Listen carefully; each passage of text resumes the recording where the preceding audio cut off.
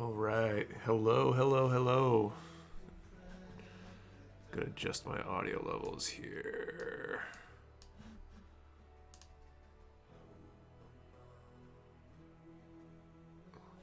See if that's better. What is up? Happy Saturday.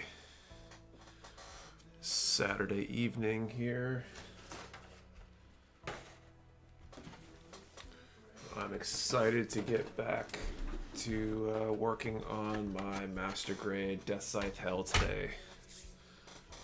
Should line this guy up so he can be seen by the camera here. There you go. Oh shoot, where's my water bottle?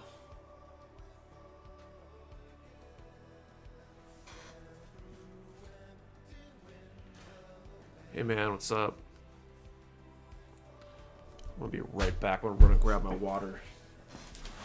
Get dehydrated enough as it is, and then once I do that, I will start cracking out runners and get to work on these arms.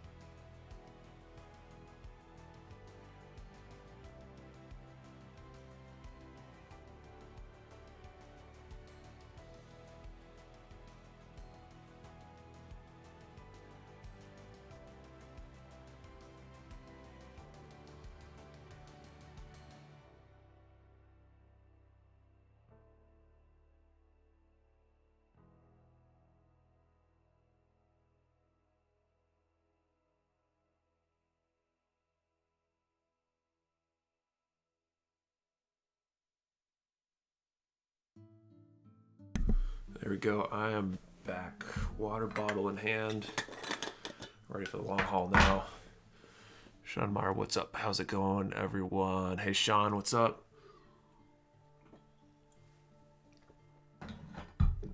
How are you this evening?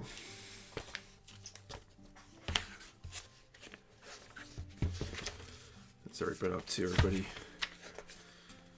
holding in there strong with all this Corona bullshit that's going on.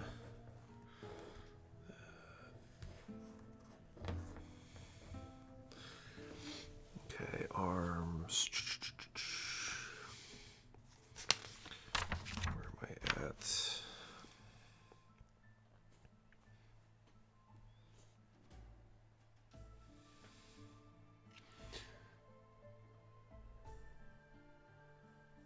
Okay, I'm Wing Zero Darkest on Instagram. Cool.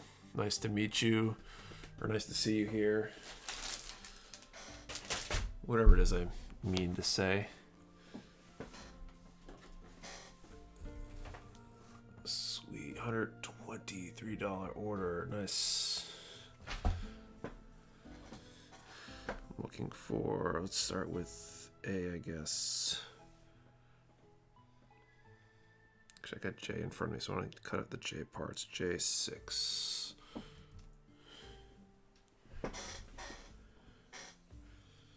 Thank you for stopping by, guys. spending at least a little bit of your Saturday evenings with me.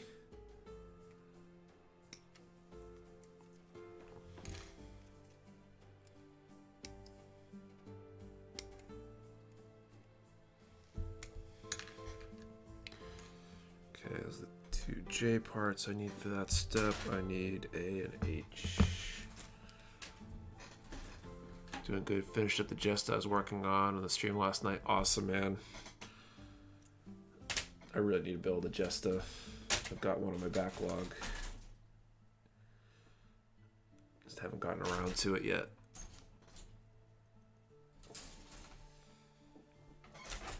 There are some really nice Jestas out there.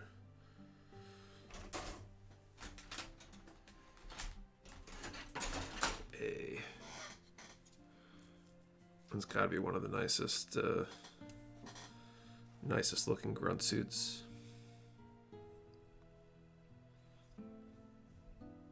24 and 25. Gotcha. Okay.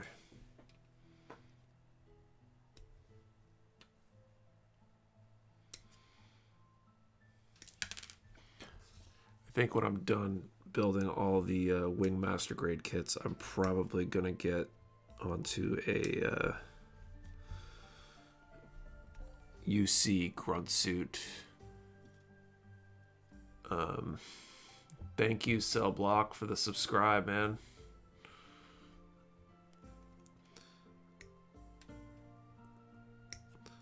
What was I saying? Once I get the all the Wing Master grades done, I think I'm gonna end up going on a UC grunt suit binge master grade wise. I got a whole bunch of various GM type suits.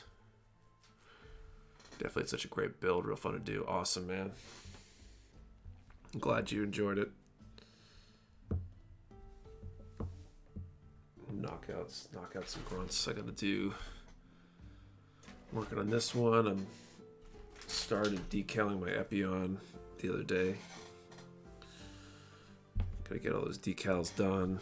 And I plan on, I think my next painted build, once I completely finish wrapping up the SD I'm working on, the SD ground Gundam and the base for it, I'll probably, I think I'm gonna grab a Leo and do a Leo up in like a desert paint scheme, desert color scheme, which I think would be pretty cool.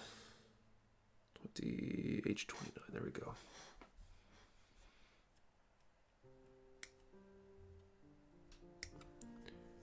I've got one with had some of the flight types, so I've got like a Dober gun. So I'm thinking Dober gun, shield, like a desert tan color scheme. You know, nice combo. I also gotta get the HG ground Gundam I have like half painted, finished at some point. So much to do, so little time.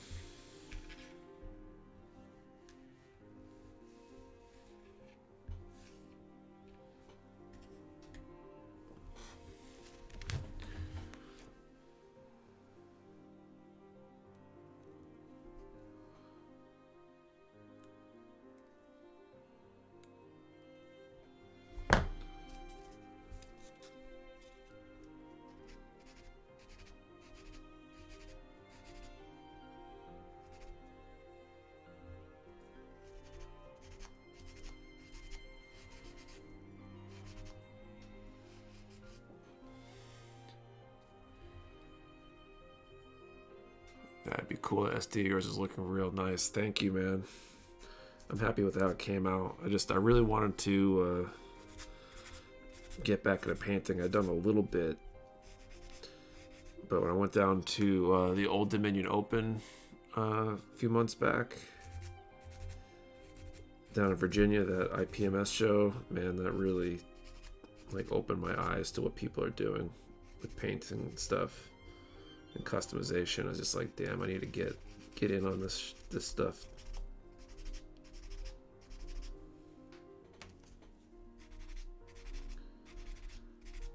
So I did. This is super fun. There we go.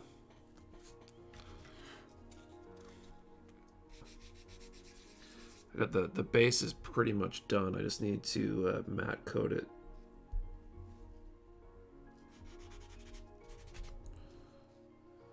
Panel lined that last night. Would have tried doing some coating today, but it was snowing here of all things, and I just figured I wouldn't open the window to run my airbrush, my painting booth hose out the window. So hopefully tomorrow will be nicer. I'll be able to spare the few minutes for that.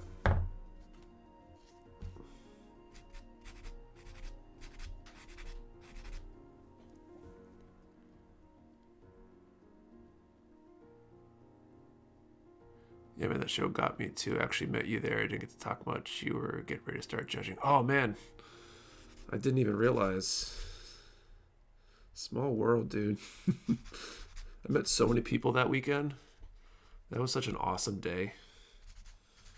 Until I got back to the hotel room and sat in the toilet all night because my insides were all messed up. But other than that, it was great.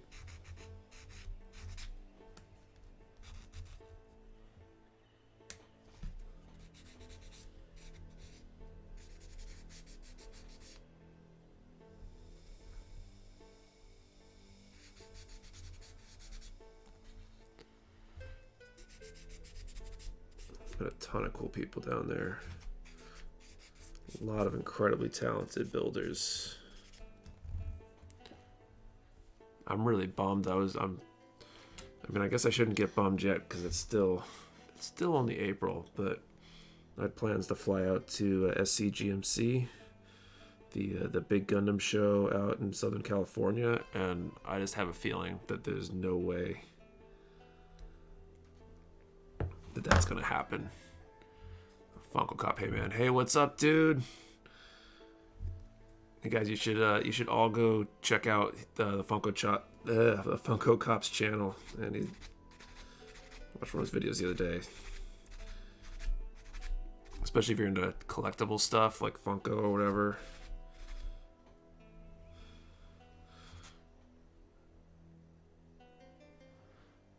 Met him down there too. That's where we first connected, was down at ODO. Damn, yeah, man, so many good builders were there. Yeah, it's crazy.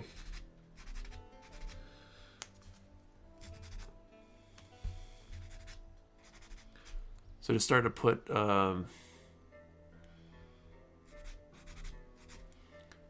faces to names and all that kind of stuff. Do you live down in the Virginia area then?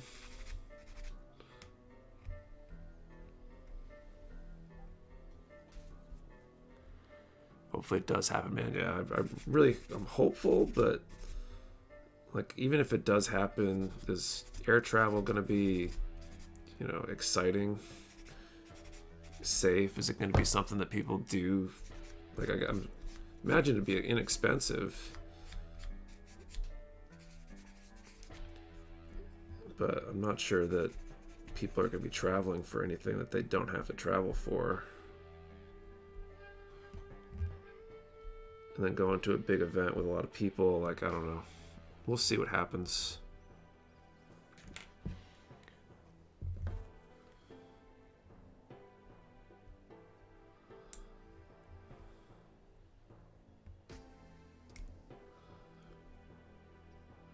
Yeah, I live right outside of Richmond. Nice. There's a really good community down there. Nick LaPrade, Nickel on the Discord. One of the sponsored builders, he's right down in that area too. He's the whole reason I went down there. He basically just talked me into coming down there. Probably be real cheap to fly out. Yeah, that would be the plus side, is it'd probably be cheap. Make it really easy to fly a bunch of people out there. Think about bringing sponsored builders out to things. So that would be a good opportunity to do that cheap.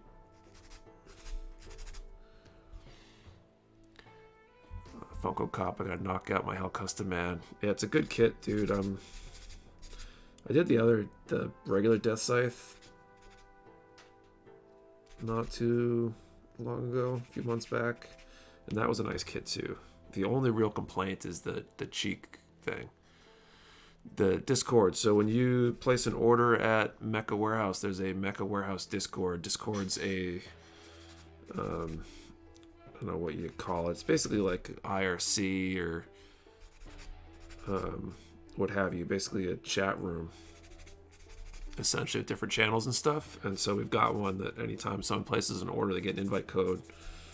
Or the first time they place an order, I guess. I can get you the invite code if you send me a DM or something to remind me, and I can make sure you got it, because you've got an order with us, technically speaking, since we sent you some stuff.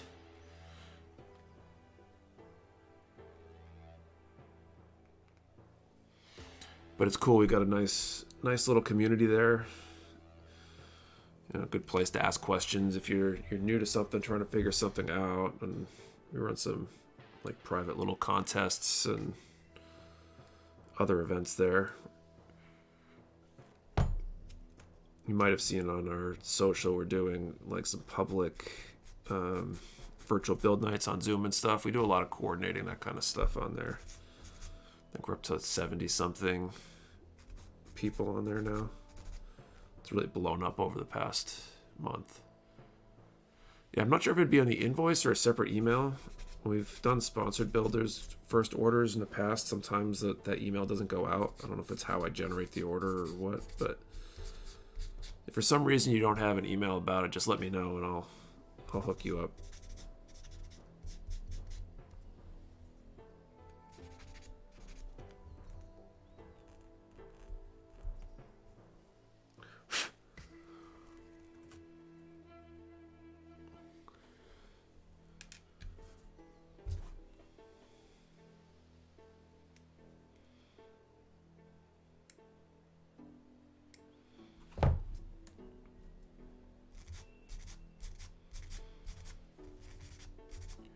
It's a great, it's a real good community, good group. I mean, I use it all the time, and when I don't know something, when I'm figuring out airbrushing techniques or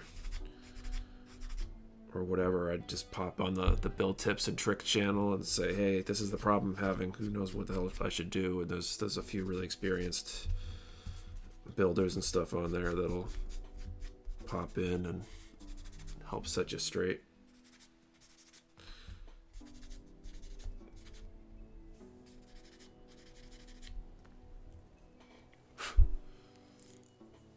I mean, really, the mission with Mecha Warehouse has always been to try to build that online shop that kind of mimics the local shop, right? You've got a lot of local shops. You go in for a build night or whatever. You've got kind of a small community there based around the shop where you can learn stuff from people, meet people, make friends, and enjoy a hobby with other like-minded people. And not everybody has that nearby. I mean, you guys down in Virginia, there's definitely some good groups down there, but not everybody's fortunate to have one nearby, or it's not always convenient like these days with the whole corona thing. So sometimes it's nice to be able to have that community without leaving the house.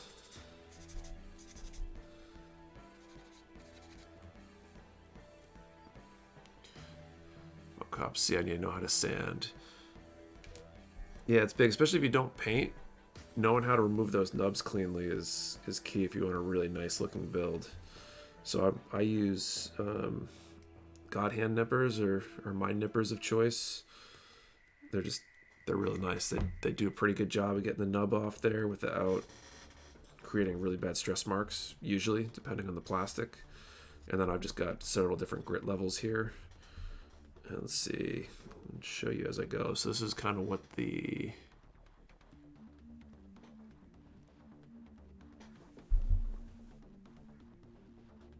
see if we can even get it to focus. You can kind of see it there, right? We got a little bit of a nub there. Arthur Campbell, I need to find where to get a sand kit. I mean, like sanding sponges and stuff, Arthur? And so I'm going to use these. I got 4 grit levels here. I really don't need the most gritty one, but I use it anyway most of the time.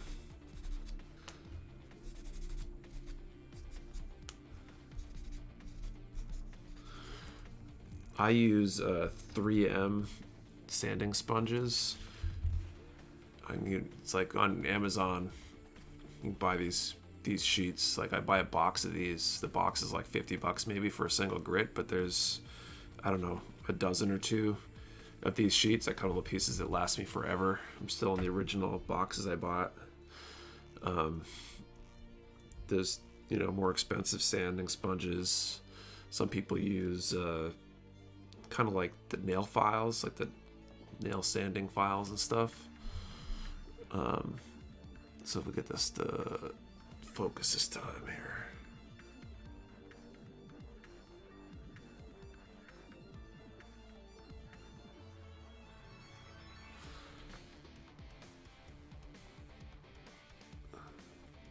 Focus.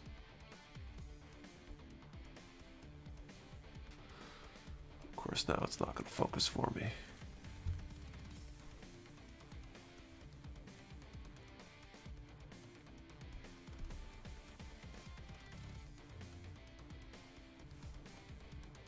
I'm going to give up here in a second. This is annoying.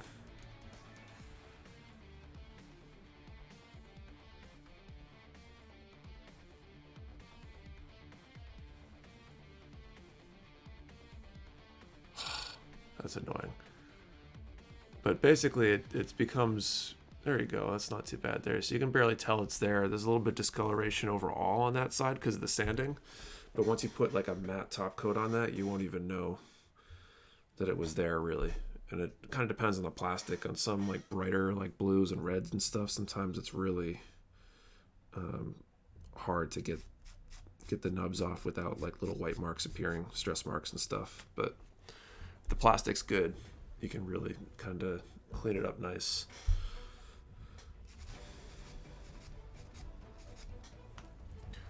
Okay, Sean Meyer, it's hard for me to make it out to our local build night, so the stream build night are going to be great for me. Yeah, man, I'm glad they are, and especially in these times. And we're all like stuck at home. We can't really get out and do things or meet with people easily or safely, so kind of gives us all that opportunity to have a little bit of social time and community without the risk. 82J Chan, Newbie Builder question. On average, how long does it take to put one together? So it really depends. For me, for like a master grade, like this one I'm working on, I might spend, let's say 12 or 15 hours assembling it. And then, you know, top coats and decals and that kind of stuff. And that's all if I'm not painting it. If I paint it, I mean, that's going to add more time, obviously. But like a not master grade, a high grade might only take a few hours to snap, depending on the complexity of the build.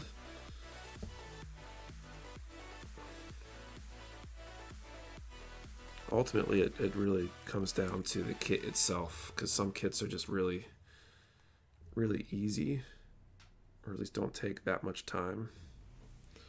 And other kits obviously take a lot more time. Funko Cop, did you personally get any kits off the P Bandai? So with P Bandai USA, I did get I ordered one kit recently, which was the real grade Tallgeese 2.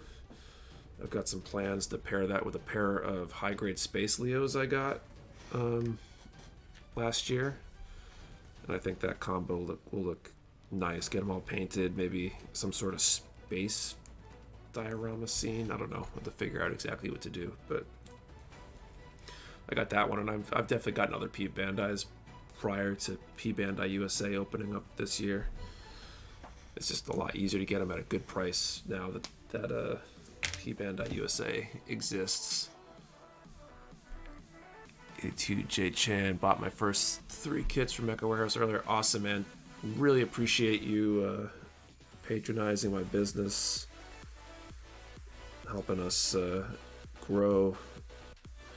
I'll tell you, man, this Corona thing has been, obviously it's a horrible thing for the world in a lot of ways, but it's created so much opportunity for me, and I'm really appreciative of that opportunity to build my business. I'm doing so much more sales lately that it's going from being that side thing, and hopefully it'll be my main income soon.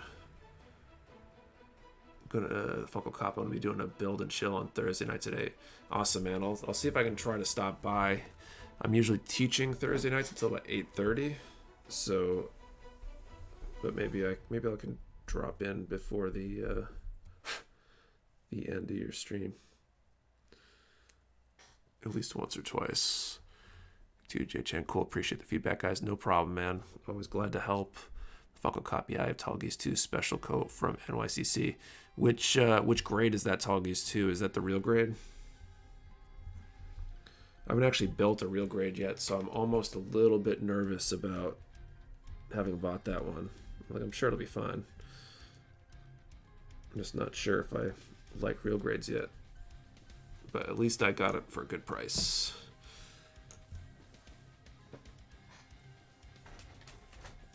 P Bandai USA really makes P Bandai accessible.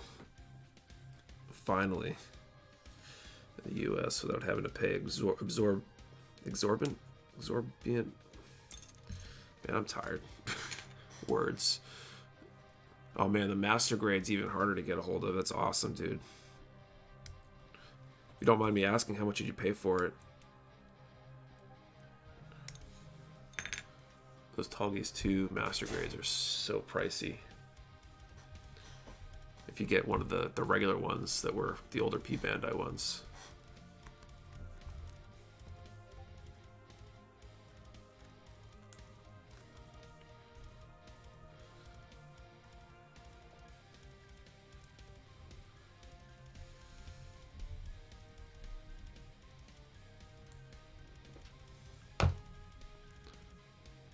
Tall Geese 3 real grade, nice. We had those in the shop at one point. I'm less of a super fan of the Tall Geese 3 design. Tall Geese 2, I guess it's basically a Tall Geese 1 with a different face and a repaint, but like that one speaks to me.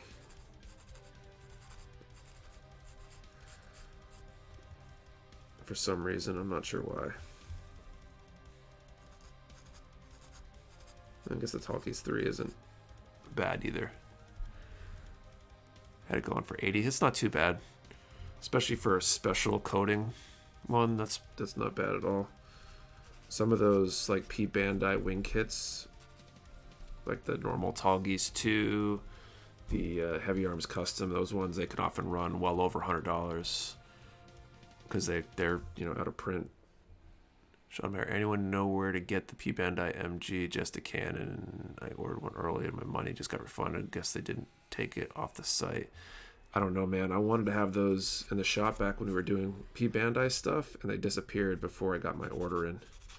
I was so bummed because I wanted one myself. Funko Cop, I didn't know it was that much, but I got the Shenlong, got that and Shenlong P Bandai. If it's the newer Shenlong P Bandai, that one was recent, so it's wasn't as hard to get at a good price. It's the old like Ultron was very expensive, and like the Sandrock Custom, I think those were there were 4 or 5 that were out there, and they were just all super pricey to get these days if you find them on eBay or something.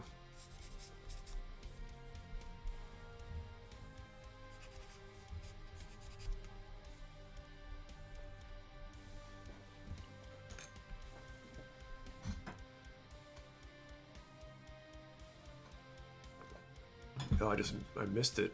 How did I miss it? Thank you. Is it Asian Red Dragon 0409? There you go, 0409. Thank you for the subscribe, man. Yeah, that one wasn't too hard to get at a decent price because it was really recent. And Bluefin kind of flooded the market here. I made the mistake of getting them from my old supplier. That was part of my turning point. I decided to stop carrying P Bandai in the shop because Bluefin decided to bring them in after I ordered them. And Bluefin's price was less than my cost to get them and get them into the US. And I just said after that, if Bluefin's going to undercut me, to the point where I can't even sell them at cost, I'm going to stop ordering this stuff.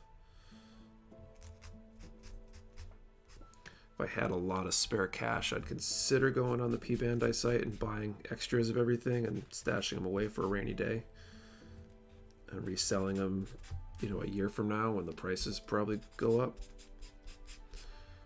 But I don't have the spare cash right now to buy stuff and sit on it. Not when I can buy stuff and turn it over. You streaming on Twitch? No, sir, I am not. I used to stream on Twitch instead of YouTube, and right now I'm on YouTube because I get a much better audience, it feels like.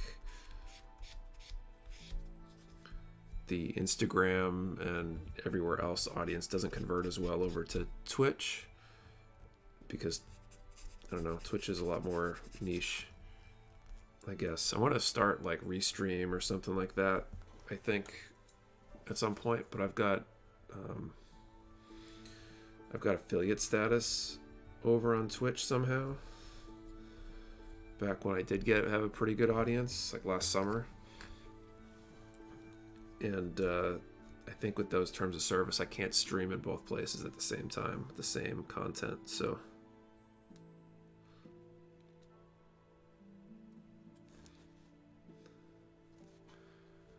I have to find a way to get them to take away my affiliate status, I guess.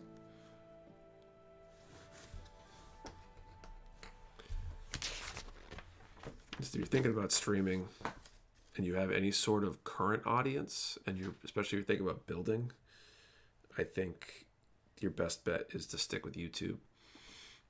Twitch is nice and has some nice features and some nice upsides in terms of like getting affiliate and that kind of stuff. But it feels like to build an audience organically requires a lot of time and effort and a bit of luck.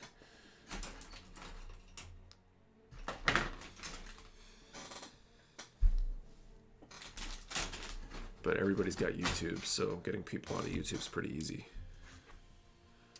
What I really think I'm going to do is, once I get that Restream thing going, I should, in theory, be able to stream onto Facebook at the same time. And I think it'll combine all my chats into one place. And so if I do that, I can stream Facebook. I've got, you know, a lot of followers for the business, so, or likes, or whatever you want to call them. 7, 8, 12.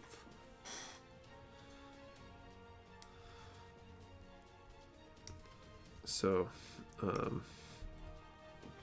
I might get a lot of views.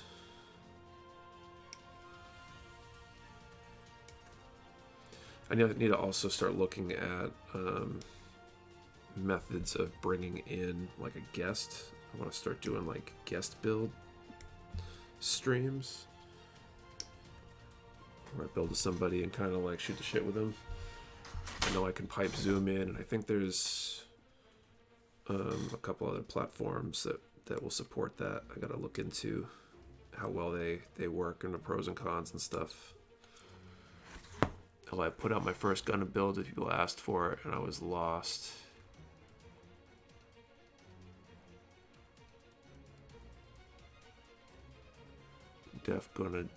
Fucklecop Def gonna do a giveaway, and I'll add your channel to the subscribe list. Cool, man.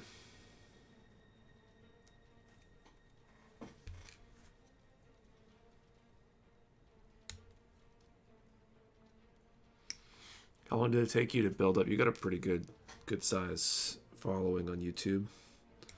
How long did it take you to build that size following?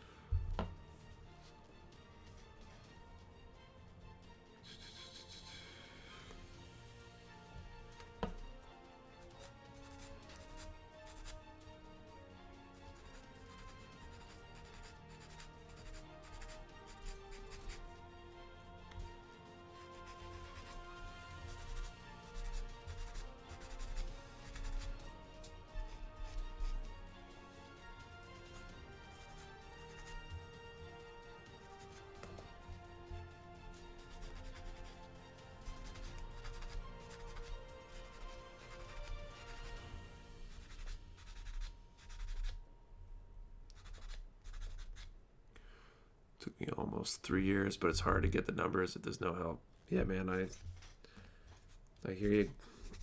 It takes time to build something, man. I imagine it's gotten a little bit faster as you've gone, right? You get a little momentum and things start snowballing a little bit, but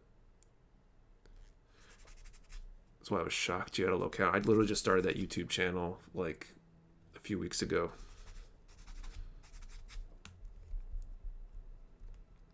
We didn't really have one. I wasn't planning on putting out a ton of video content, but after that,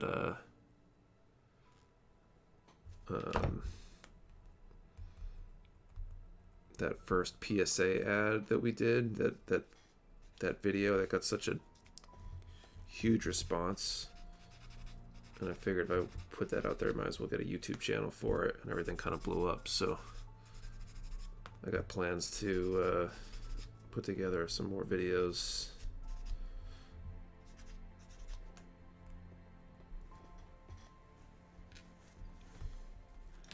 Working the video now to drop tomorrow. Cool, man. See, what I really need is a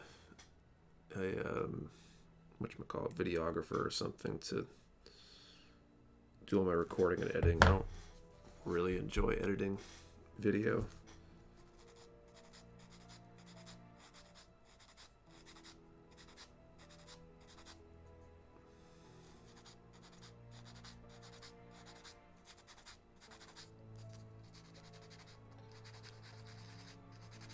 Or really have time for that matter. Oh, damn, really, a few weeks close to 100. That took me 8 months to where you are now.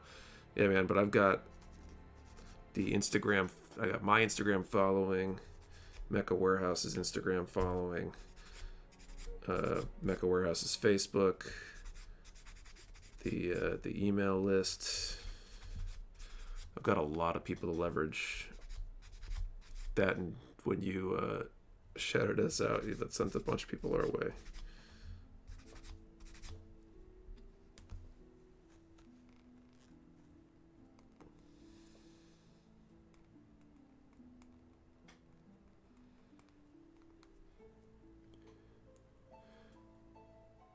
Cody Ratliff, that is an awesome model you're building. Yeah, man, it's a nice kit.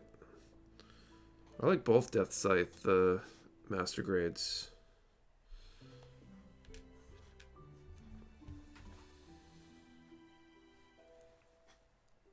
Be interesting to see what the rest of the differences are. The only real weak spot is the head, I think, in my opinion. At least so far on this one, and that was pretty much it for the other one. That just getting those like cheek pieces in is tough. Uncle Cop still, man, it's good work. I appreciate the kind words, man. It's all just gonna grow from here, I think.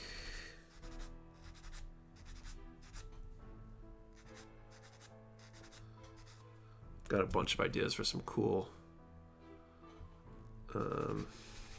I'll be back. Let me edit this video, no problem, dude. Do what you gotta do. Got a bunch of cool ideas for some videos I want to do. Just gotta find some time. Probably shoot something tomorrow or Monday, maybe.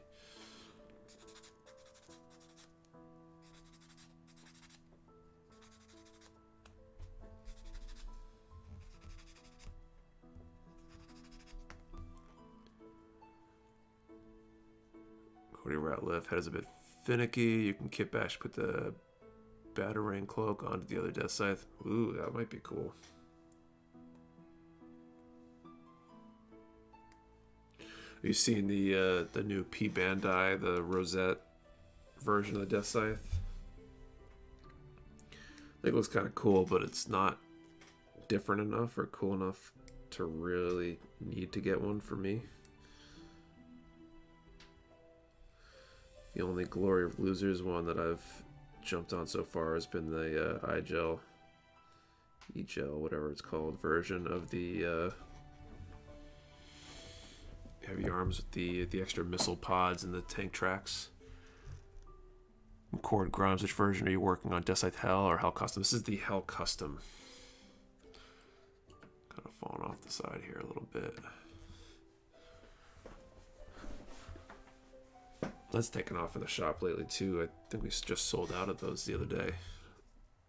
Had a bunch in stock, and it seemed like every other order had a Deathscythe Hell in it all of a sudden. Relief, yes. Take it you've seen it done. It looks cool. If I was looking to do a Deathscythe custom build of some sort, I'd probably grab it, but I don't know, I think 2 Deathscythes is enough for now.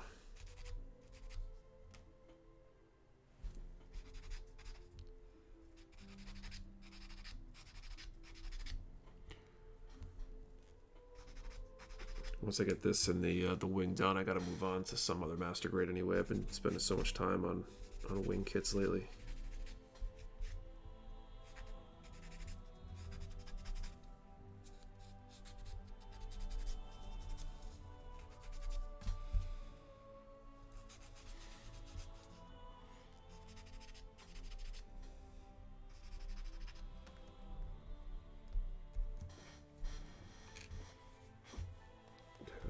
Refresh all my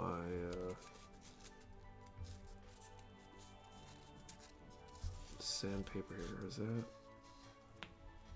Everything else definitely needs it.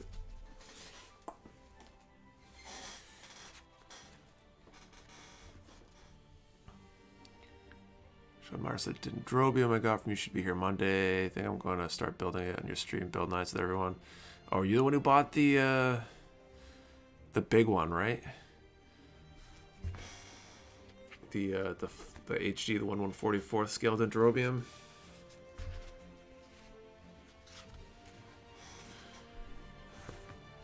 Cord grabbed the joint late and couldn't tell, but Hell Custom is an awesome one. Yeah, they're both good kits. They're fundamentally basically the same core kit. Shoulders are different. Backpack's obviously different. There's some color differences in places, but they're very similar. They're both nice. Cody Ratliff Double X or Barbados. I definitely have some master grade Barbados sitting down in my garage right now in the receive pile, so they should be back up on the site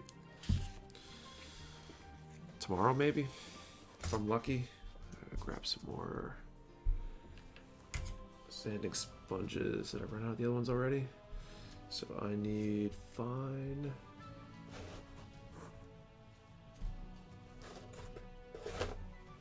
Let's make sure I don't have any set. Fine and microfine. 1 second, guys.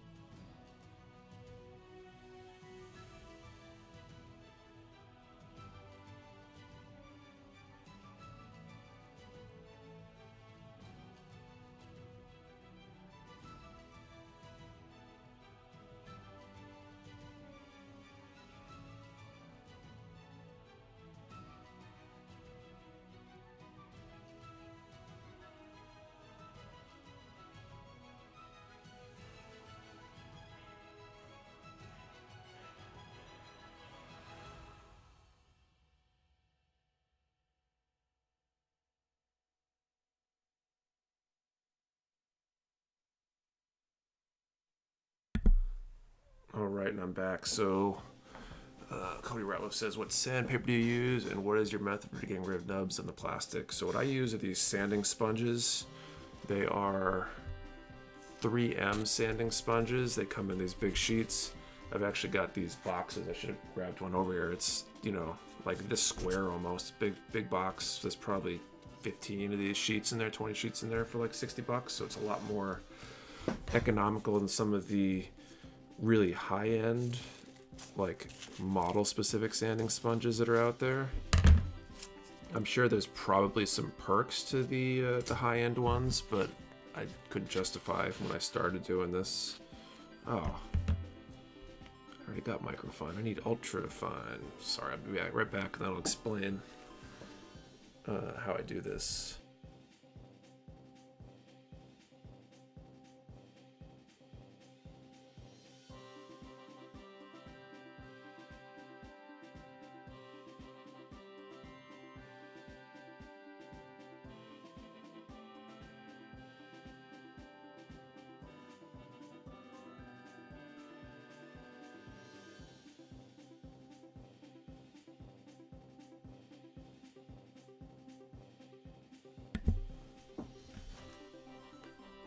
got the right ones for real this time.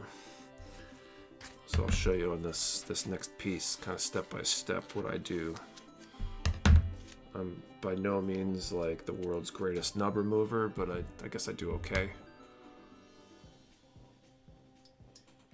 It depends on the color plastic. Sometimes they come off real nice, and sometimes you can still kind of see them.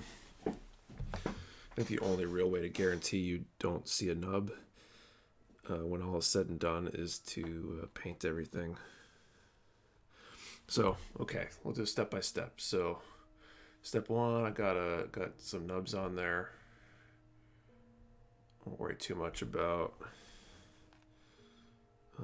getting that in focus, but I'm gonna cut. I use God hand nippers, which are really nice, and I'll often either shave my way down depending on the color of the plastic and how visible I think the nub will be.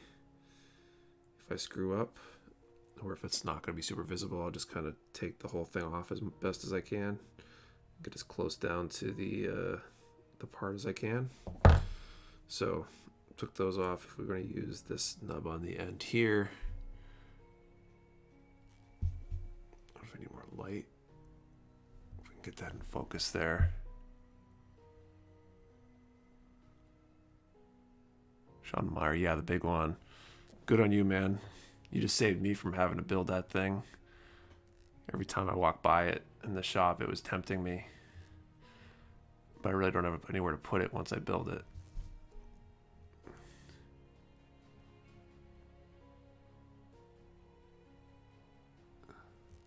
There we go, it's a little better. Get another one here. You can see that one right there. There you go. So you can see I cut it down kind of close. There's a little bit there, a little bit of whiteness. And so I usually start, with the highest grit, or at the lowest grit, I guess, the most abrasive one I have. I'm going to be really careful and try to take the bulk of the material off if there's any space between like the end of whatever nub is there and the part itself. I'm going to work that seam a little bit too, or that mold line for this part here. So I hit that with that. So I got four grits that I use: fine, super fine, ultra fine, and micro fine. I don't know what the actual grit numbers are on them, but that's from like the most abrasive to least abrasive, and I just kind of go over it with each one.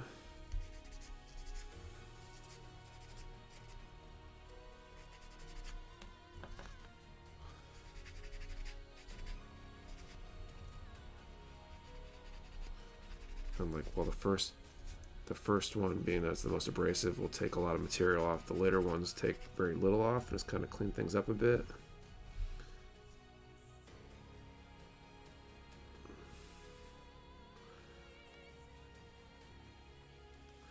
Most of this won't show anyway because it's deep in there. And so now this nub there,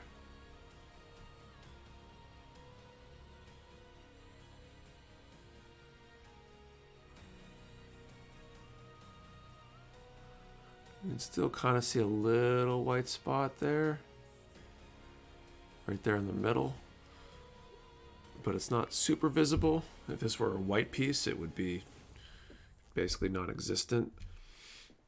If it were a bright blue piece, it would probably show up like a sore thumb. You got to be really careful, and so the more careful you try to be, the way to do that is just by trimming further and further away.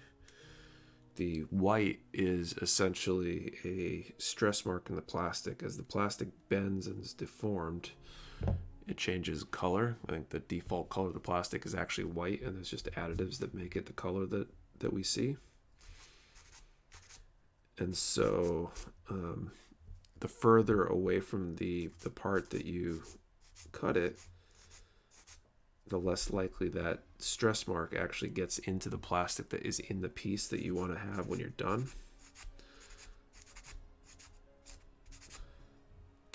And so, you know, if you sand it in from further away, you'll have a cleaner end result. It just takes a lot more time.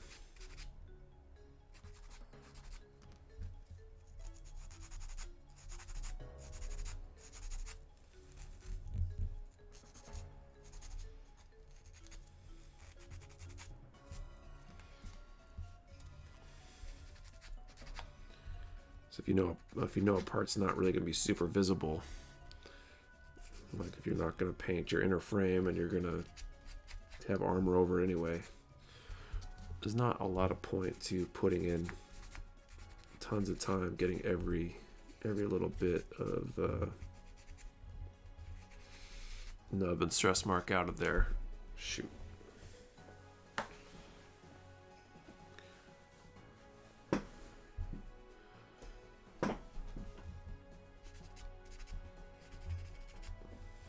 But if something's going to be obvious, then it's worth spending the time. But ultimately, that's kind of why I plan on going to painting all of my builds going forward once I finish these wing master grades. Because I'm really enjoying the painting now that I'm kind of getting the hang of it. So really like how a nicely painted build can come out.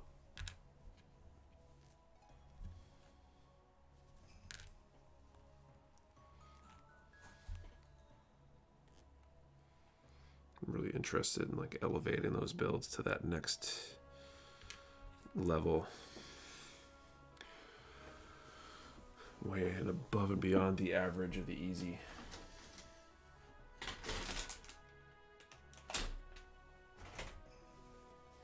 Okay, XA 13 and 15.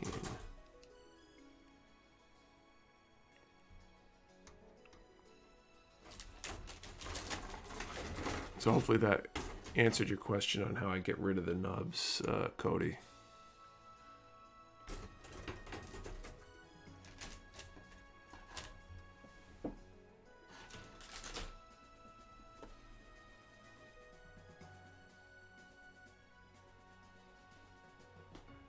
Okay, there's only one there.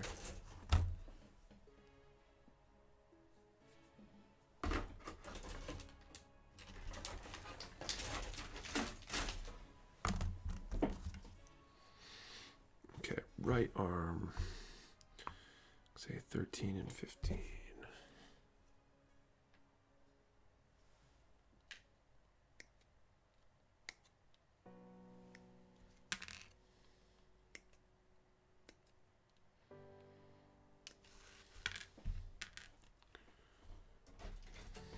And PC 10.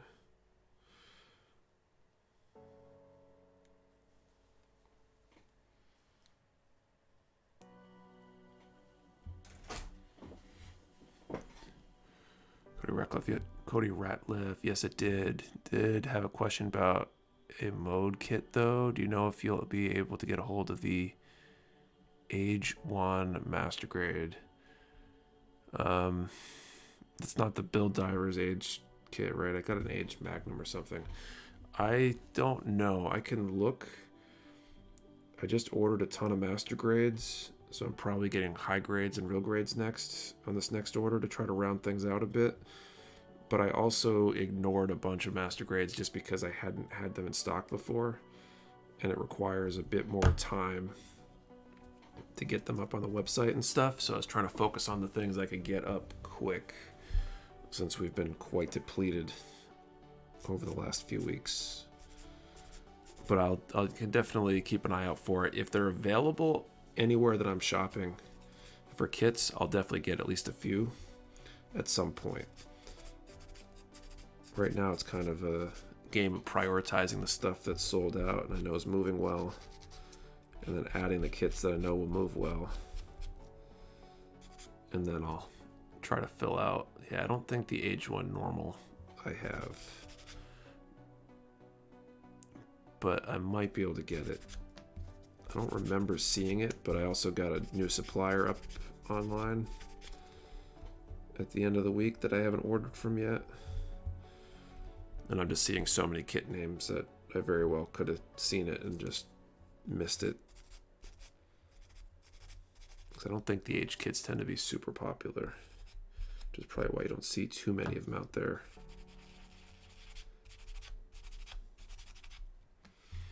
Just about anything wing will sell super fast. UC does okay. IBO I really got to restock on because we definitely got obliterated on IBO. Especially the high grade IBO kits. Just those sold out pretty quick. So I'll be restocking those hard next week.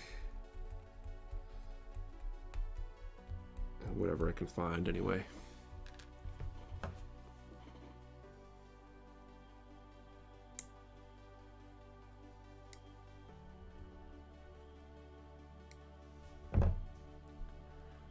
Schoenmeyer can't wait to get started on it. Been looking at it for a while now. It should be fun. Yeah, it should be a good one.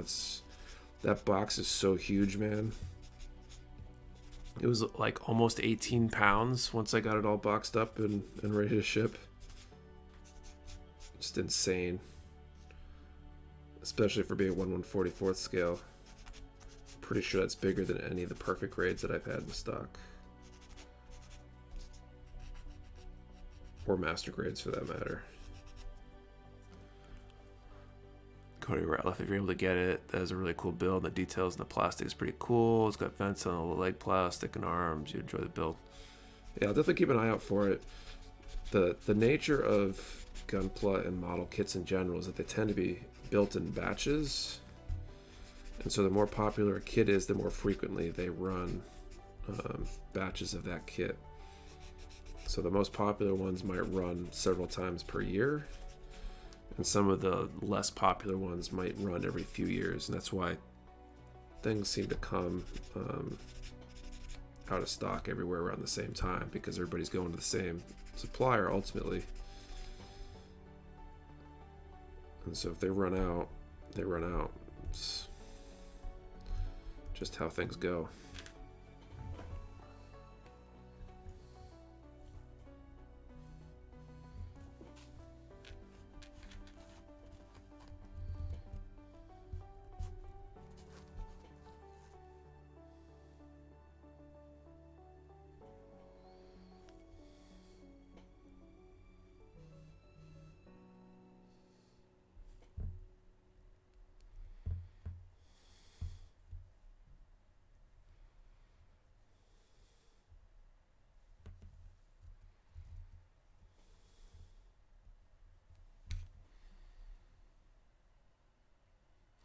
Cord grabs 18 pounds. That's ridiculous. Yeah, it is ridiculous. It's like the biggest box I have. I rarely actually fill it like to the brim, and there was like barely any packing material in there. It was just all of that kit. Like maxed out. It's crazy.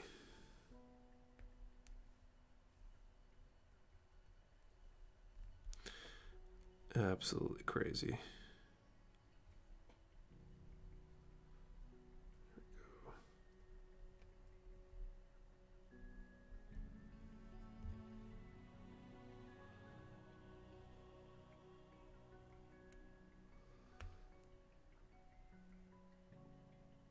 Why does that feel like it's trying to separate itself?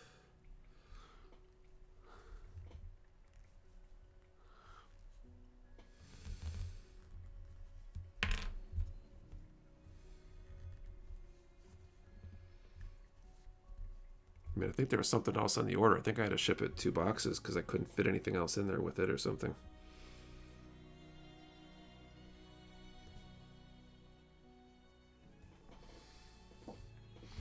That doesn't happen very often. At least not because I maxed out the biggest one.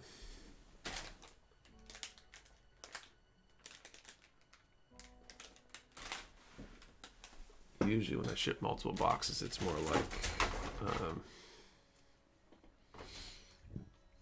excuse me, usually it's more like I'm just trying to avoid going to a ridiculous size box. Cody Ratliff actually got Gun and Wing playing in the background. Nice.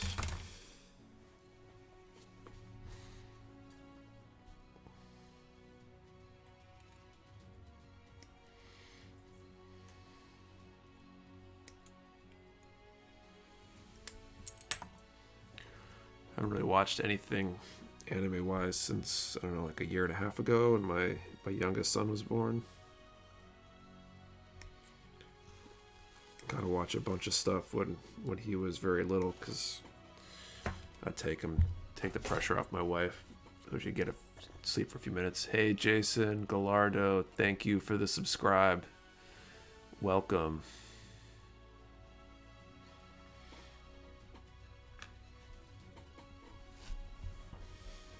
I'll hopefully find some time at some point. I think people keep telling me I gotta watch 00 and IBO. I need to watch both of those. You guys are subscribing recently. Are you finding me from the other social or here on YouTube? I'm really curious how you guys are coming to the channel.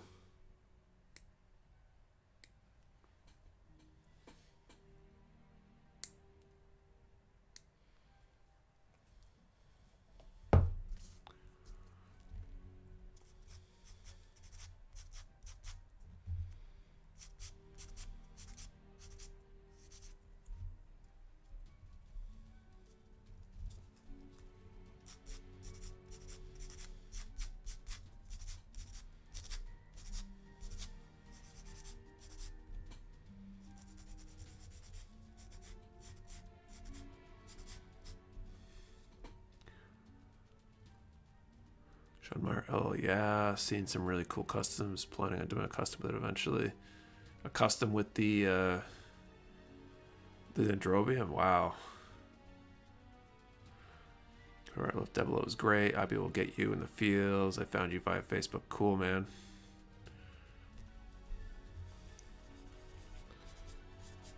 I feel like I've seen your name bounce around some of my DMs and stuff. I'm losing track of people now. Used to be I talked to a few people a week, and now it's like a dozen people a day are messaging me about stuff, which is cool. I don't not complaining. This makes it a little bit harder to keep everybody straight, especially bouncing between platforms. If I have somebody and I go back to a conversation with them and I can look at the chat log, it's like, oh yeah, that guy.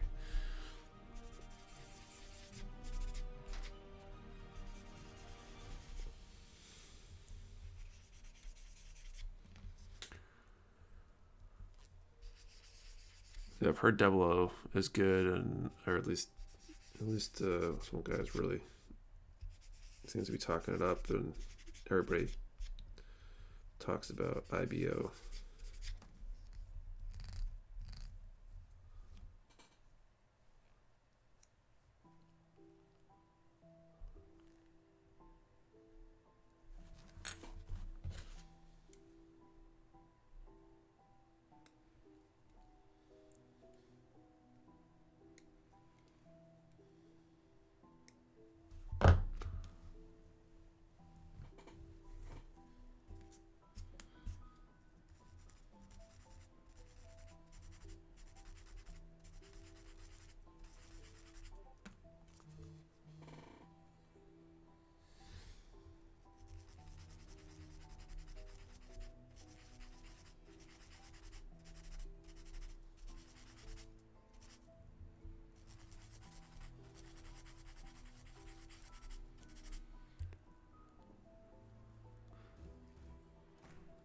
Yeah, ordered a bunch of action bases. Yeah, sounds about right.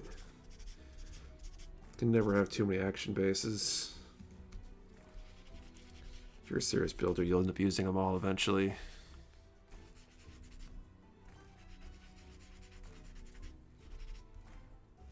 They're like consumables, like paint and sanding supplies.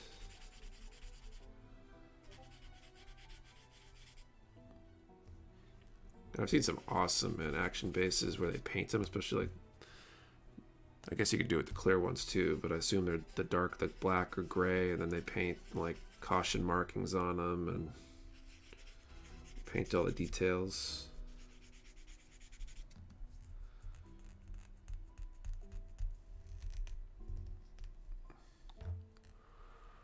Corey Ratliff, if you build a 00 MG, I highly recommend the Dynamez. It is amazing articulation. Yeah, I've heard it's a really good kit.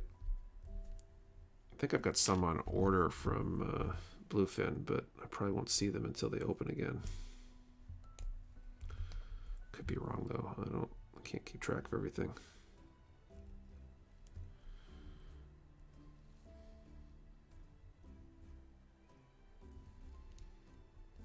There we go. C1. Number 1. C2. C1. There we go.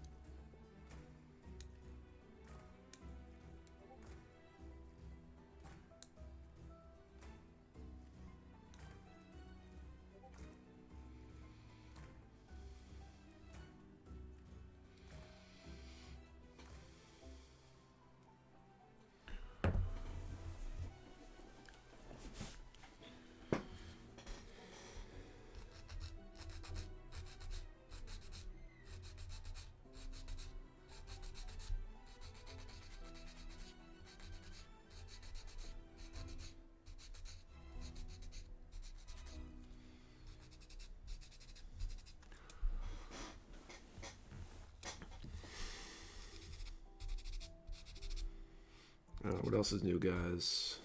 I think what's new with me. I'm going crazy getting stuff in, dealing with the shop. That seems to be consuming my entire life right now.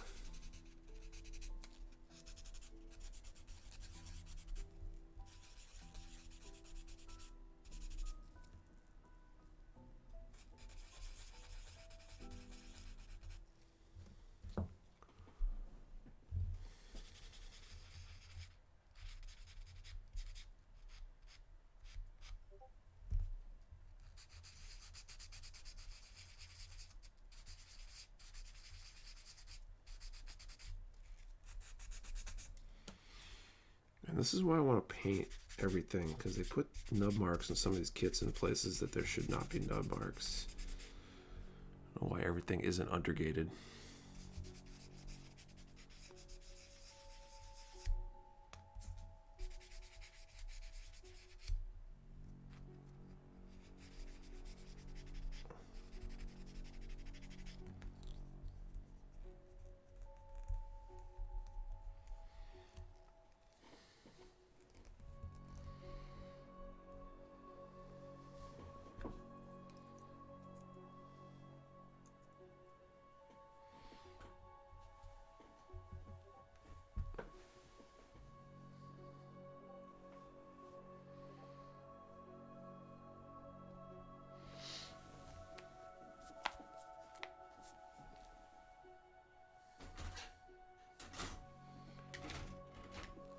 Okay, what do I need here? XA. Let's start with XA.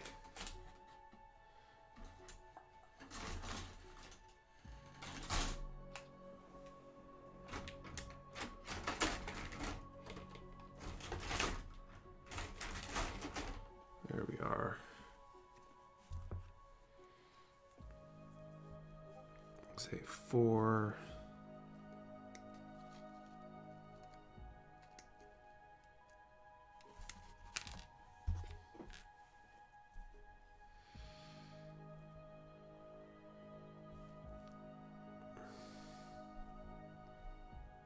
No, I need XA3. Save that one for a little bit later. There we go. We're doing the right arm. So that's XA3. 1, 5, or 7. Let's get all those fingers and do them all at the same time, I guess, for that hand.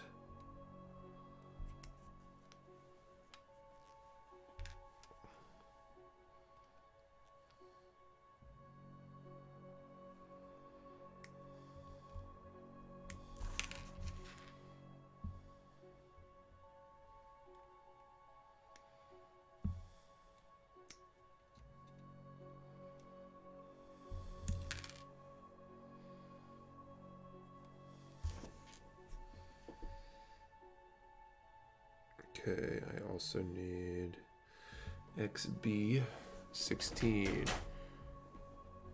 So how many kits have you worked on, finished or unfinished? God. Asking the tough questions, McCord. So kits or suits? Let's start with that.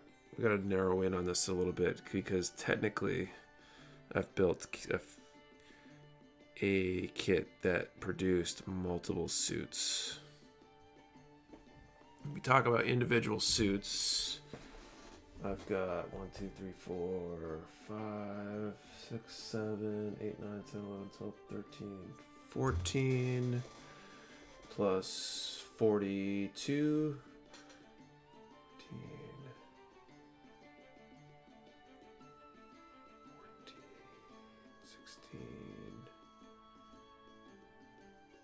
56. I got the other one in progress. 57. 59. 60. 61. Somewhere around 60 between completed and uncompleted. All somewhere something like that. And most of that's because of the 41 is the Magonak army that I have, that P-band I said I built last December during my charity stream. So I got 40 Magonaks plus Sandrock. Technically I got 41 Magonaks because I built the 41st blindfolded because I could, which was kind of cool. C112. I guess I can grab this one while I'm at it too. 24.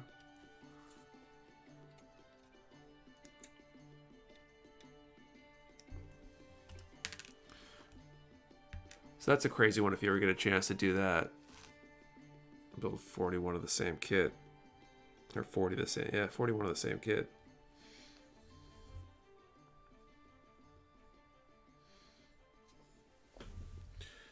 XB, I still need XB.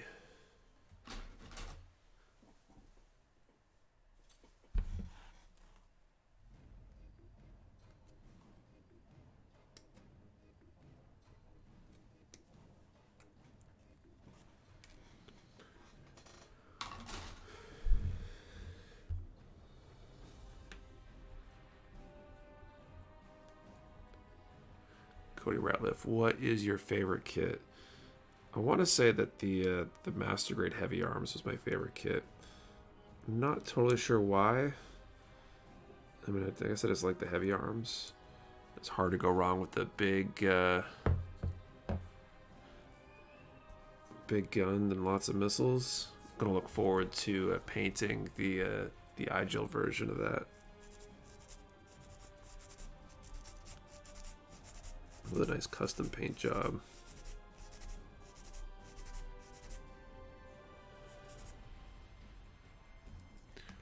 I mean, I can. So I can look at my personal camera here. They're all still there.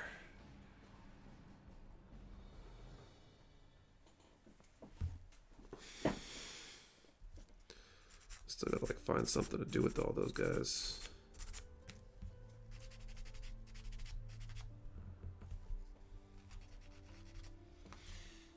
But the cool thing is you build 40 of the same suit over and over and all in one like weekend. You get really good at building that suit. So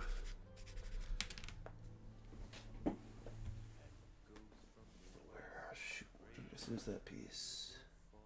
There it is. So after the first like 5 to 10, I didn't need the instructions anymore, and by the time I got done with it, I knew the kit so well I could do it with my eyes closed.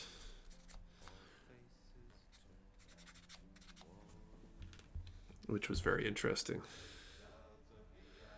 There's actually a 5-minute or so, 4 or 5 minute clip sped up of me building it blindfolded from when I did it on Twitch.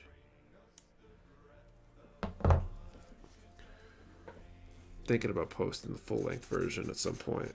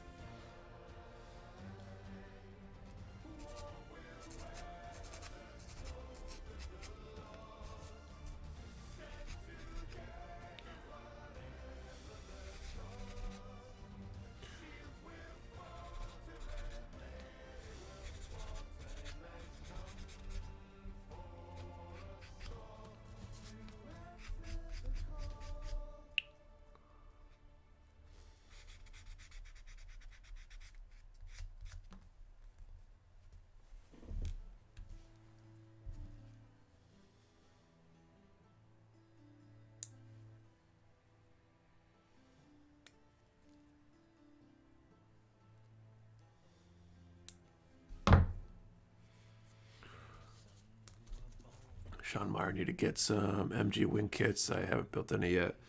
You should. A lot of them are good. I think one of my least favorite ones was the Wing Zero Custom, which is the wing kit with the whatchamacallit, it's got the big bird wings. I'm losing my mind over here. That one, I mean, it wasn't bad, but it's definitely a little more dated than some of the other ones.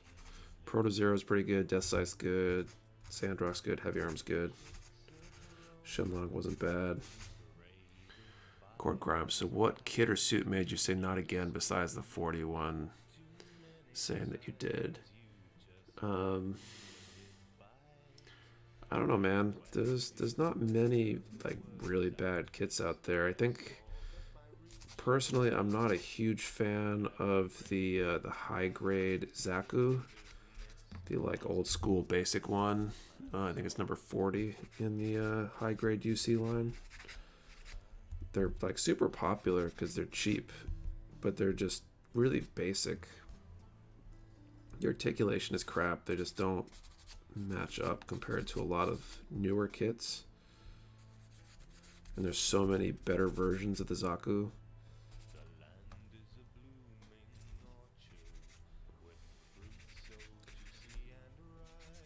It just to me seems like if you're going to build a Zaku, you're better off spending a little bit more for one of the Origin ones or one of the other Zakus that's got a good track record.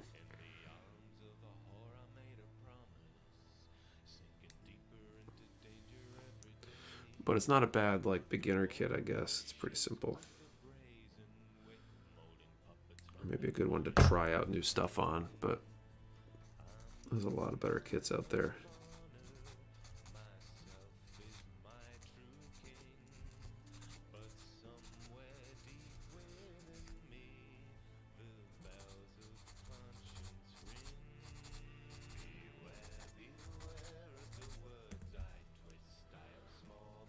But I don't even know, like, the Magnac is a good kit. I don't even know that after doing 41 of them, I wouldn't build another one. I think I'd have to have a good reason, like a custom or something I wanted to make, but it's a nice little kit.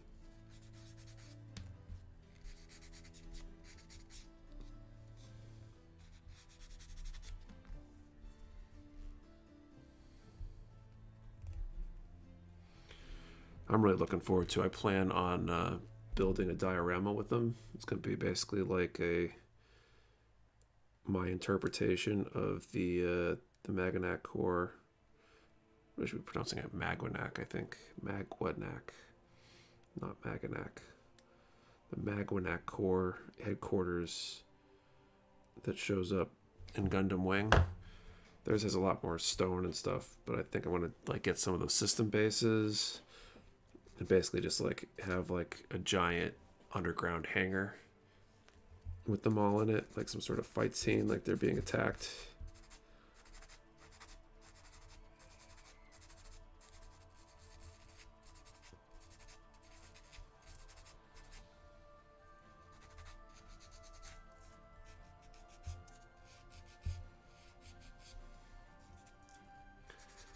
I think that'd be a really cool.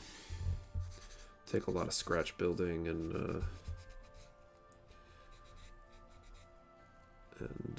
whatchamacallit, diorama skills that I don't have yet, but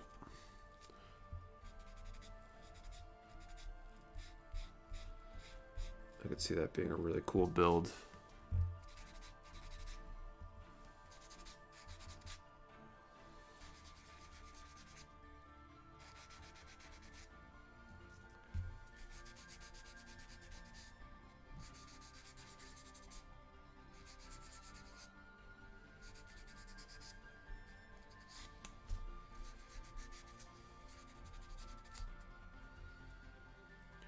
Cord Grimes, that'd be a badass build. Time consuming for sure there. Yeah, definitely. I mean, painting and weathering the 40 kits, the 40 suits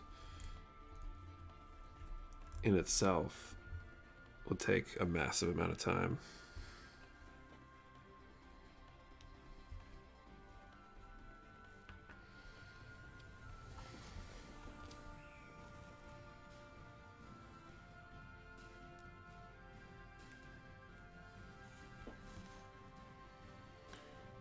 wish Bandai would make master grades of the wing grunts like the Leo or the Taurus. I have a feeling they'll do the Leo at some point. I don't know when it will be. But the high grade Leo did so well. Like, I feel like they'd be dumb to not get on that eventually. But who knows? I'm also relatively hopeful that we'll see high grades of the other wing grunts redone in the near future. Core grubs, just Cody agree on those. Yeah, I mean they need to.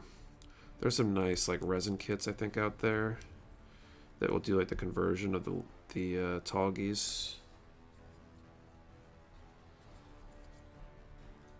All right, we got an arm.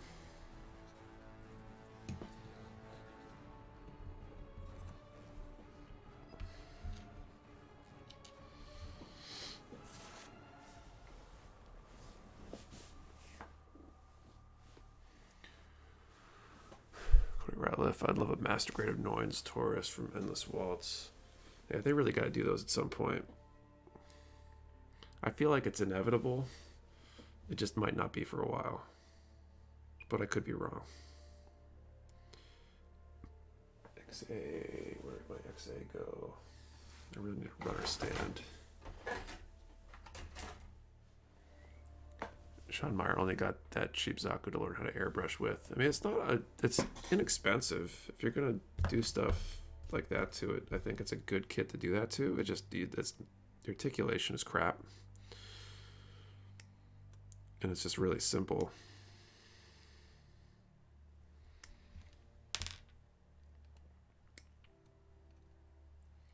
But like, it'd be a good one for like serious customization experimentation, since there's not much to screw up if you cut it apart.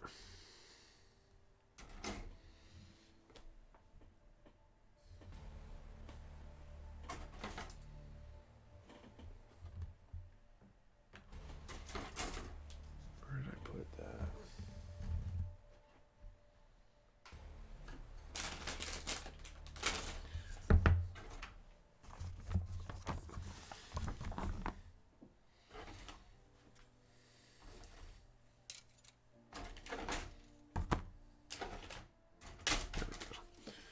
I could see tearing the one I have apart and painting it or something at some point.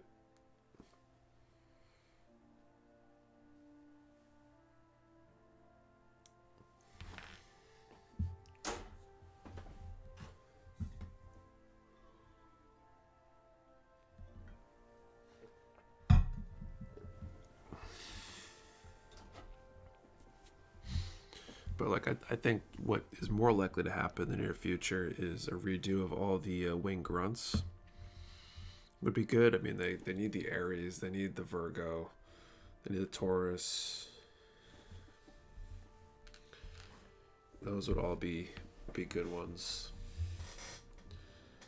Probably less popular, but I'd love to see them do the Pisces and Cancer and stuff too. But I don't think those would sell as well.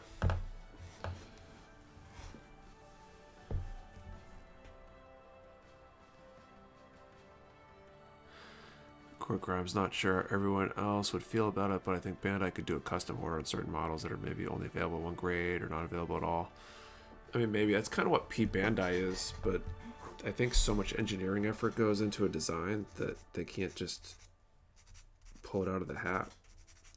I'm not really sure how they make the decision of what kit to build or design next. I think a lot of it has to do with Japan, though. I think that's where most of their market is in Japan. So, like, Gundam Wing is usually overlooked because Gundam Wing isn't super popular in Japan.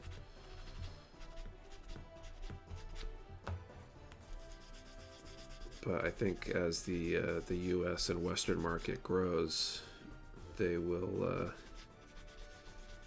see more demand for that stuff and eventually make it, hopefully.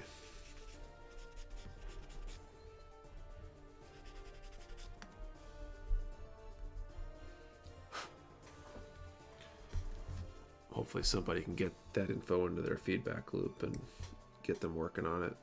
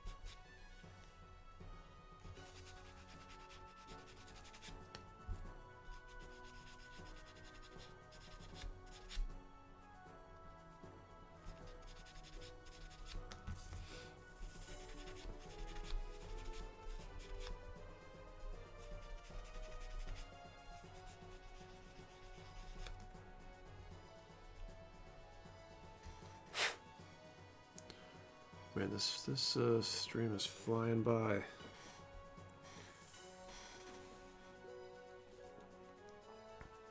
I might be the only one. I feel like time has been flying by so fast.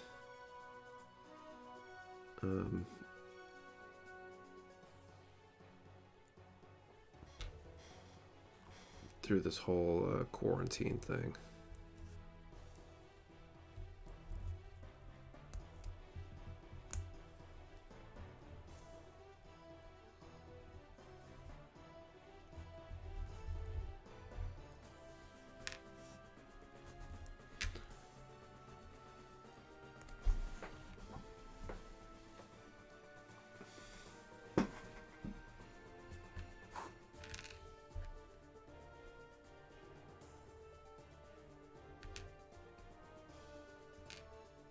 Let's try this again. Why am I getting the wrong ones?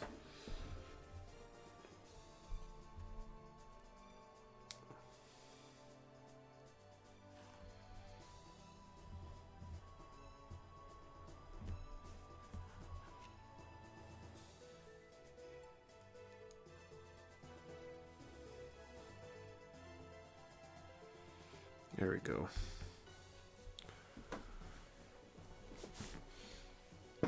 I've been just so busy the last few weeks with the business kind of taking off and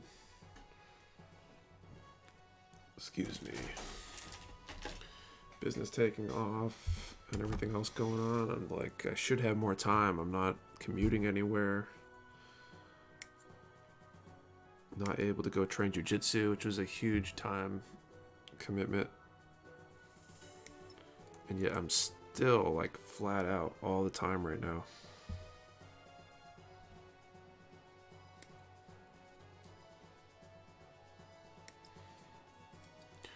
Hey Josh, what's up, dude? Thank you for joining us. Been wondering where you were. Usually the first one here. Thought maybe the corona got you.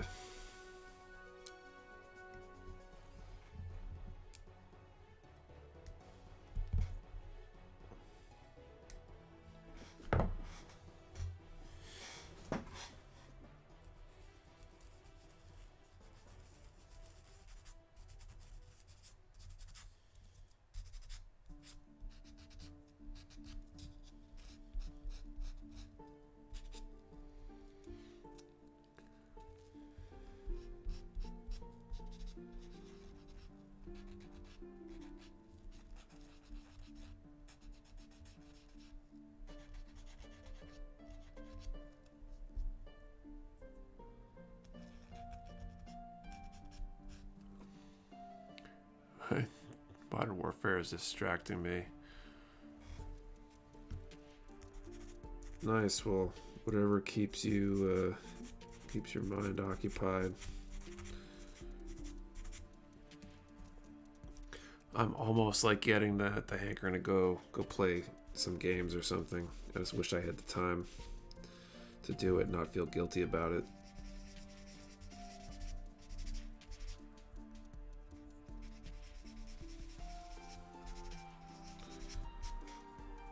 I'm half tempted to go find some old PC game that would work for almost everybody. I mean, people still have computers, right?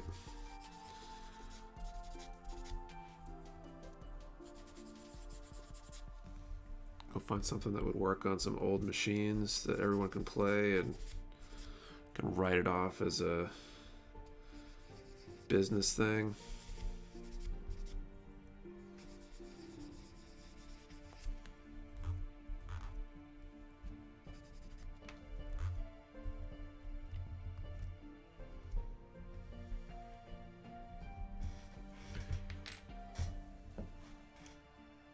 Oregon Trail, there you go. Hardcore multiplayer Oregon Trail, deathmatch style.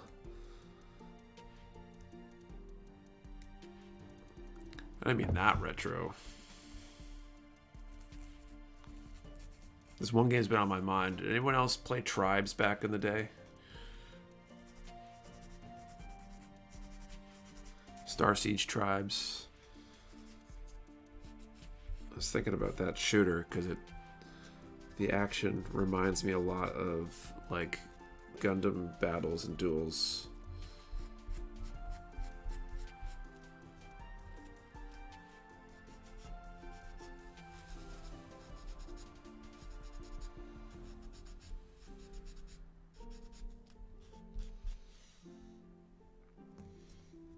It was this old game. It was like a multiplayer game back in, I don't know, early 2000s, I want to say, late 90s. Forget when exactly it came out. It was based in the Star Siege, Earth Siege universe, which was like a mech game. But it was like a sci-fi environment with jetpacks and plasma guns and exploding disc launchers and stuff, and there was like a whole game mechanic that was like you'd get into these duels with people, you'd be battling people, and you could like be skimming down a hill and then coming up the other side of the valley and getting some air using your jetpack to get up off the ground, and it was a lot like almost like dogfighting, but as a person, when you got really good at it anyway.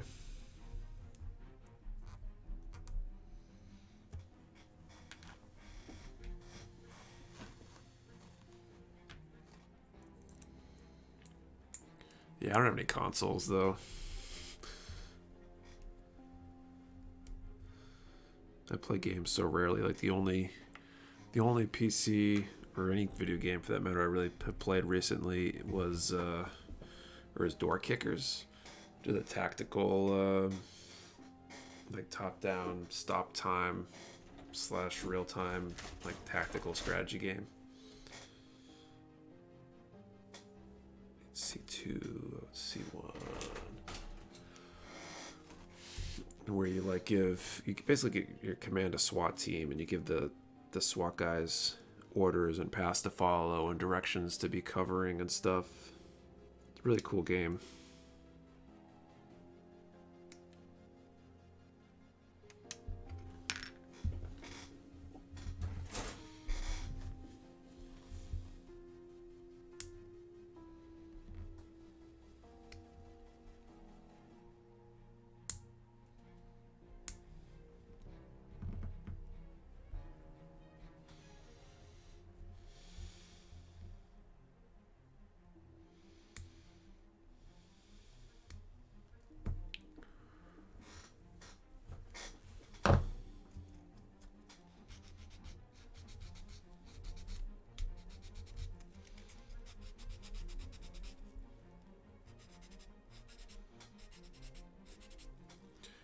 But anyway, talking about playing games with people and getting people together to play stuff. I think it was freeware, where they released it as freeware some time back. Kind of abandoned or whatever. And it was old enough that it pretty much run on just about anything. I don't know if Windows 10 would even handle it.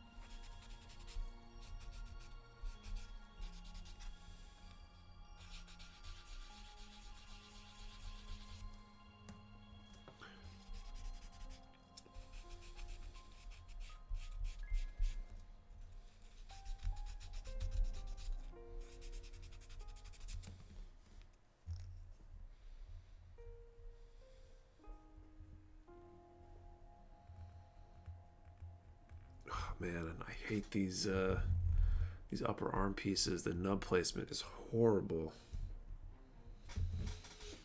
Why did they do that to me?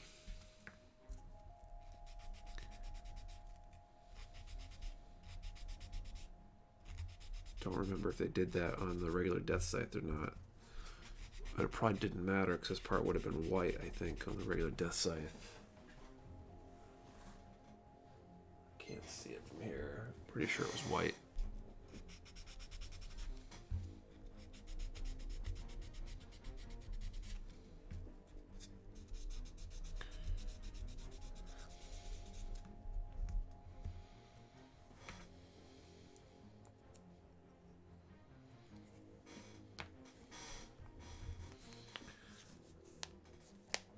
Alright, hands and wrist. It's already 10:13.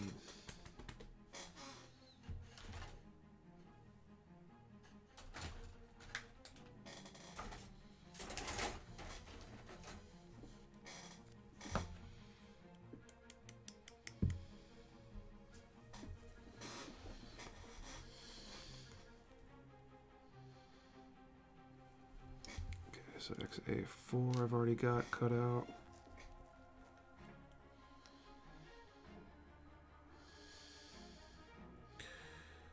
Two, 6, or 8. 2, 6, 8.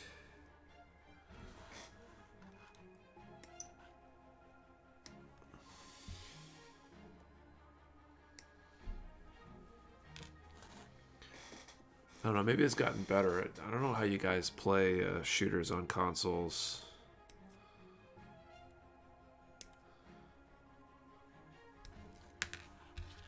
I was really like never able to get into that stuff. Anything past like GoldenEye or whatever. The controls just always feel too clunky to me. Get that good old mouse. XB16.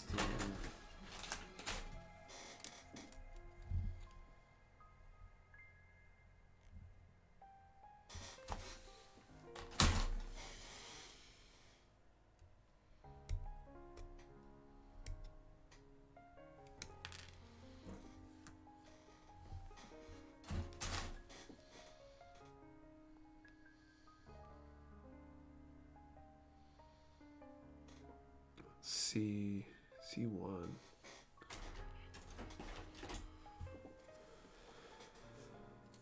$13.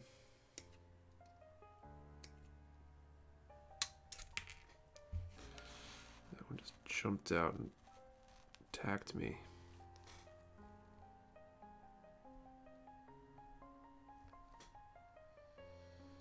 C224.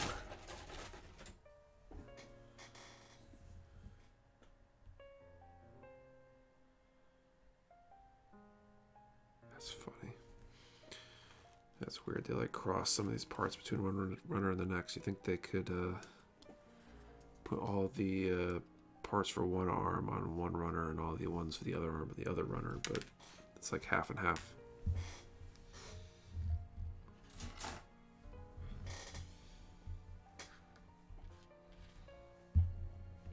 So I got these parts and I got the other arm, and then I'll have to decide if I keep going or not. Probably not. I've been tired. Last night was horrendous. It was a late night because of the virtual build night. So I'm not complaining about. It was good. But go to bed at midnight. The baby is teething or something, so he was yelling all night.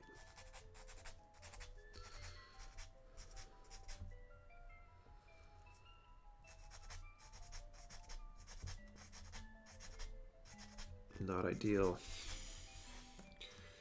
And then not a super early morning necessarily, but I did have to teach this morning, so up and back at it. Really could use an early night.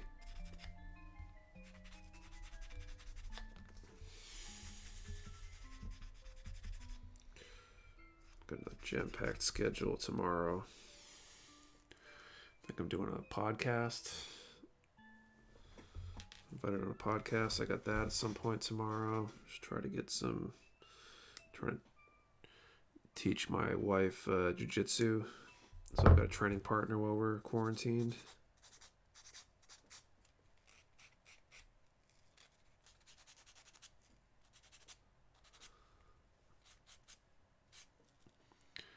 which is kind of fun, kind of not.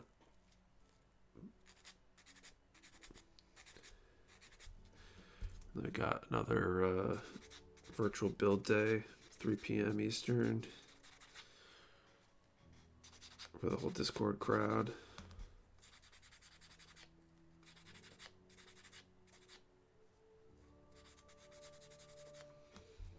Hopefully get some more decals on my Epion during that. And I have 25 boxes of kits to get up to my attic.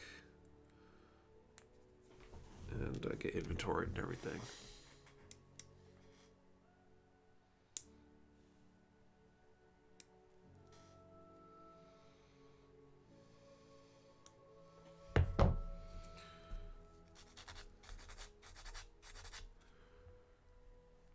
Which that will be exhausting. But hopefully worth it. Well, definitely be worth it.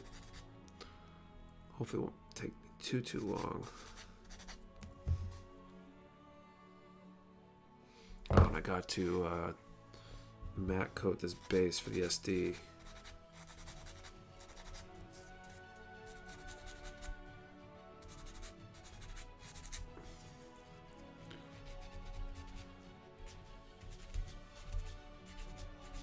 Oh shit, I should open up. I got a box yesterday. I'm pretty sure my 1, 2, 3 blocks came in. Finally, I ordered like a month ago some 1, 2, 3 blocks, which are the machinist blocks that you would use to make sure something's really square. So like if I'm building a scratch built structure, it should help keep everything pretty much perfectly aligned as things are gluing and setting and stuff.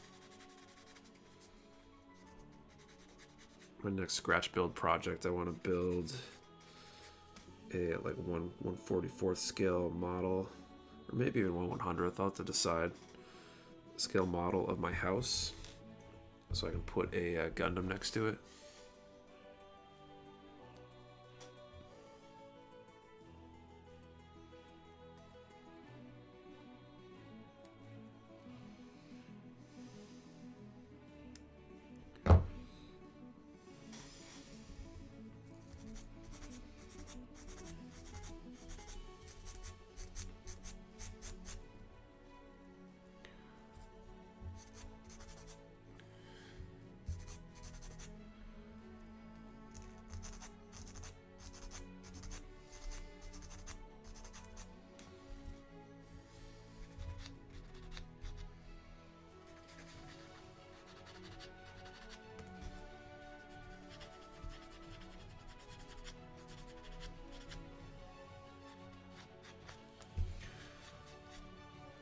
That'll be cool to do. If I can knock down some of these in progress builds over the next few weeks here and get things more under control.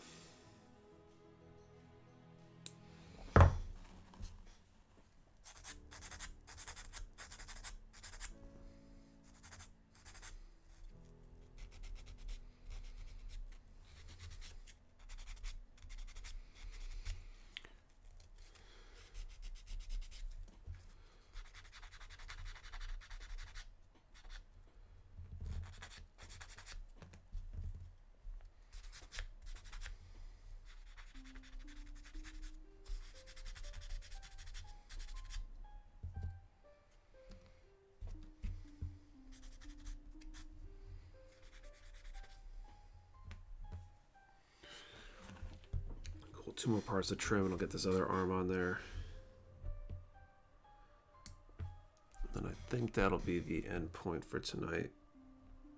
So I can get that sleep I've been talking about.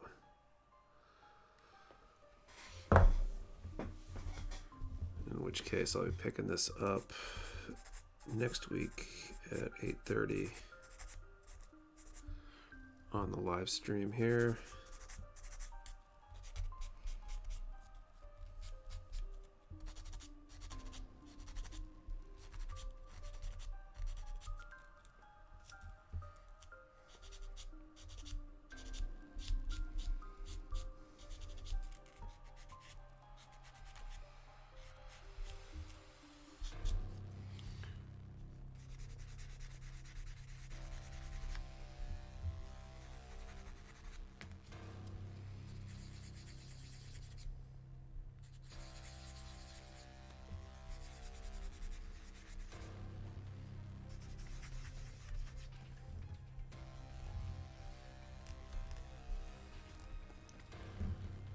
everything kind of tapered off anyway.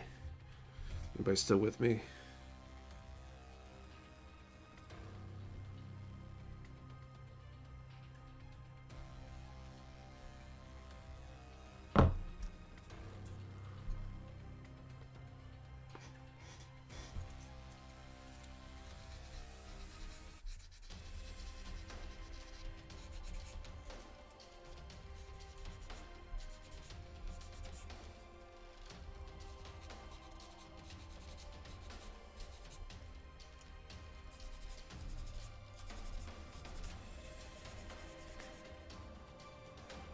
Cody Ratliff, take it easy, man. Have a great rest of the evening. Thank you, dude.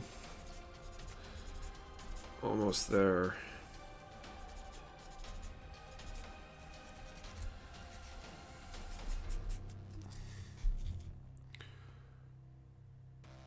Sean Meyer, I'm really interested to see that SD-based man. I'm going to show you real quick the in progress here. I just got to put a MAC code on it.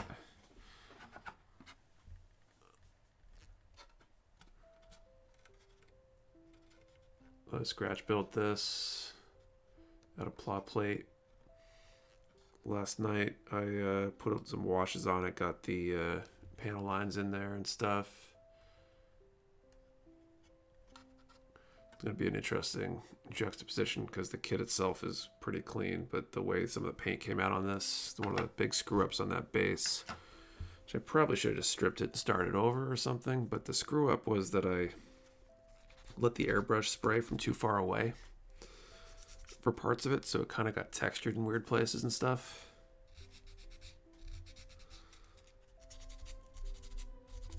So I'll drop hopefully a matte coat on that tomorrow.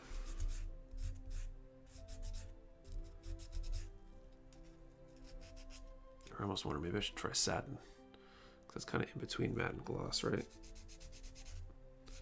I'll probably just stick with matte, but I'll put a coat on it. And then once that's dry, I can put the whole thing together.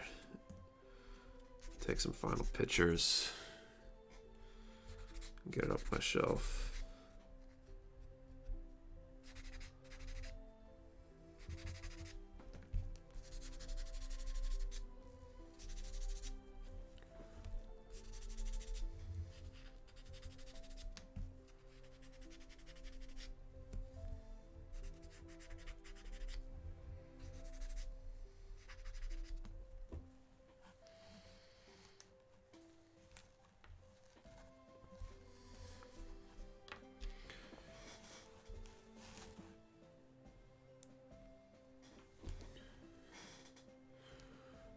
Build some kind of base for mine. I think you should, man, if you're, well, if you want to. I guess I shouldn't tell you you have to or you should, but seems like a good way to kind of expand your skills a little bit. I definitely got something from working on it. I'm totally into the whole scratch building thing now. I really want to do more of that and diorama stuff. If you ever get a chance, I'll probably post a link to it because he just dropped a new video today, I think. But Luke Towan, I think on YouTube it's Boulder Creek Railroad or something like that. But he does a lot of custom dioramas and stuff. He just dropped a video. He built like a high-rise tower or something like that from scratch, but he's usually got a lot of good detail in the stuff he does. He makes some incredible scenery. But here's where we're at today. We got both arms on there now after approximately 2 hours at this. I'm gonna cut my losses now instead of continuing on from here, since I'm definitely the tired side. We got both the legs to do. So probably work legs next time. Maybe waist if I get a chance to, but the legs are a decent number of pieces. So hopefully get through at least a good part of the bottom stuff. And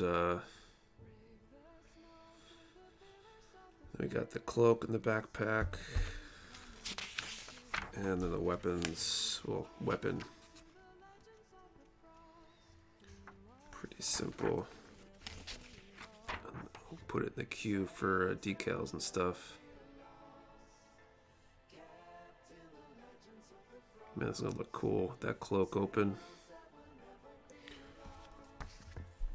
Looking forward to it. So yeah, I'm gonna wrap this up, pack everything up for the night. I'll see you guys next week here, 8:30 p.m. Eastern Time. And definitely check out on mechawarehouse.com. There's a virtual community events link on the left-hand side, down at the bottom. That'll have links to the Mecha Warehouse build day events. The next one's tomorrow at 3 Eastern. And I would love for you guys to stop in and come build with us. We had a good group Friday night. Be interested to see what Sunday's like, but definitely come in and hang out with us. And see you guys next time. Thank you for watching. Have a great evening and a great weekend. Stay safe out there, guys. See you later.